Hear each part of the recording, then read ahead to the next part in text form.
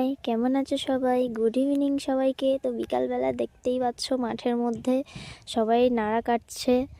কেউ কি কিছু বুঝতে পারছো? কারোর কি ছোটোবেলার কথা মনে পড়ছে?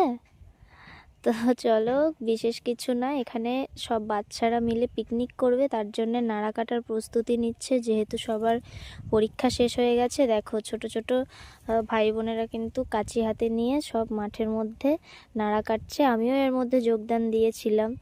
তো আমিও দেখো, তারপরে ওরা বলছে যে আমাদের কষ্ট হয়ে গেছে, তুই একটু কাট। তো আমি কেটে দিচ্ছি।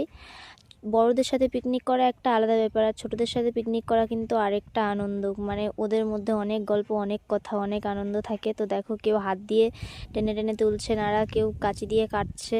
ভীষণ মজা হবে। এখানে পিকনিক করবে বলেই সবাই কাটাকাটি করছে। আর আমিও এদের সাথে আছি। তো তোমরা কারা কারা ছোটোবেলায় এরকম পিকনিক করেছো বা বড় হয়েও এখনও অবধি সুযোগ পাও, অবশ্যই কিন্তু কমেন্ট করে জানিও। আমার কিন্তু খুবই ভালো লাগে, আর আমি প্রত্যেক বছর পিকনিক করি। এরকমভাবে সব ভাই বোনদের নিয়েই আমি পিকনিকটা করি বেশিরভাগ। অন্যান্য বছর বড়রাও থাকে, কিন্তু এবছরে বড়রা কেউই থাকবে না। তার কারণে সবাই ছোটরা